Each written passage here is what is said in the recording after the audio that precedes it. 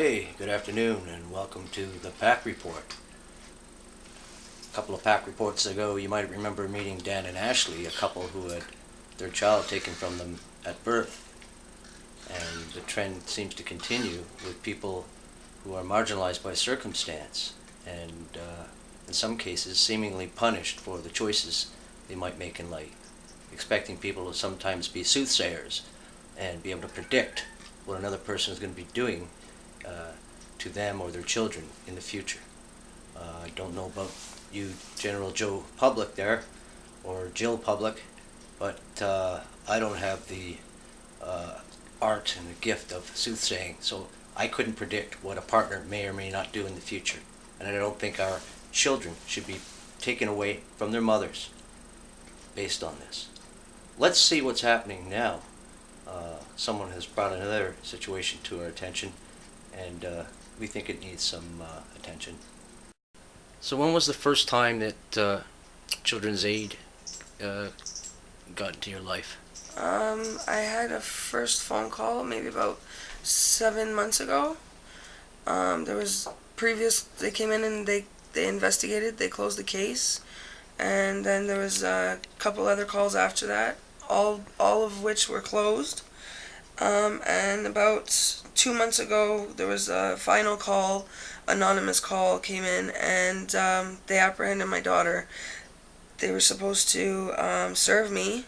How old's your daughter? She's 9. And so you've had custody of her for 9 years? Oh yes, full custody, just me and her. They said that they served me on the 29th, however, they never did, and the morning of the 30th, they came and took her. What were they trying to serve you?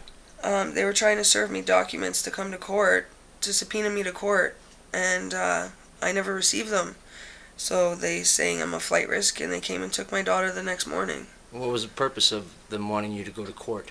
They're saying that my partner that I'm pregnant by currently has a history of domestic, and that he poses a safety risk to me and my daughter. But we don't live together, and we're not even really in a relationship.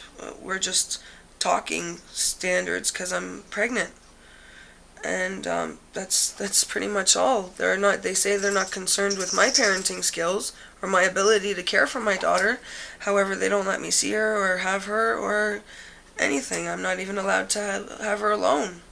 Based on what is their main basis for having done that? They want proof that he's not in the picture and that I won't let him around my child. Has he ever done anything to harm your children? Never.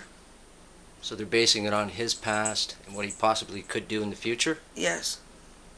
There's never been any criminal charges laid on him, like in regards to me and him. He's never assaulted me. He's never put his hands on me. The police have never laid any charges between me and him. There's nothing has ever arose in effect to that.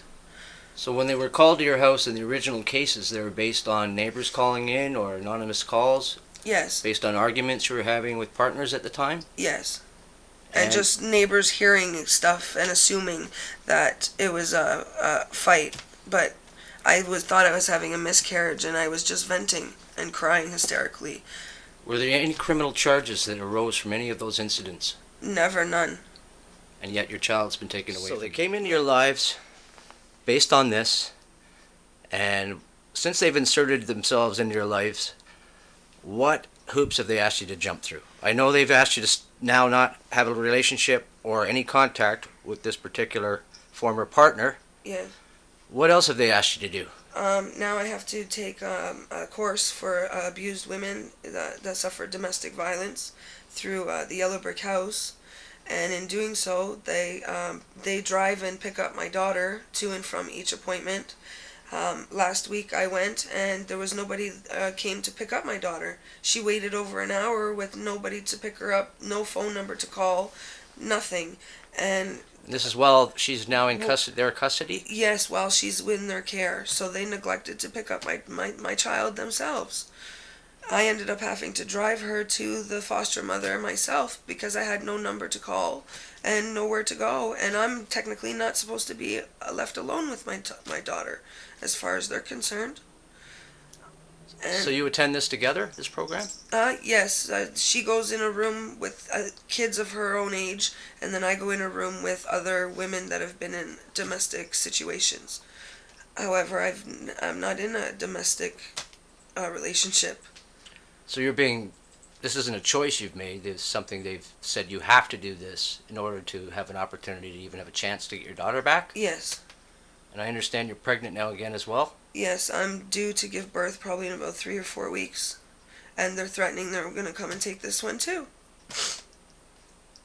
And for what? I'm not a bad mother. I don't deserve this. I've never hurt my kids. Never. They're just doing it all on assumption of what could happen, not what has happened. And they're neglecting her more than I ever have. You know, if I forgot my kid at school for over an hour, the school is obligated to call the Children's Aid, but the Children's Aid forgot my child. Who do I call then? Who do I go to when they neglect your own kid? You know, I've had her on weekend visits at my grandparents'. They send her, she doesn't even have a winter coat, and the weather's getting cold out. I've had to buy her over 4 coats each weekend because they failed to bring her one. And of course, they've taken your child tax benefit amongst all this, I would imagine? Yes, everything. You'd assume that they could at least feed her and have her clothed properly. They don't even do that. My daughters complain their lunches at school don't even have butter on the bread. I've been taking her lunches that I'm not supposed to be doing, but I'm doing anyways. Because they don't even butter her bread for her lunch. They send her with water, 2 pieces of fruit, 2 pieces of bread, and a piece of bologna, and that's it.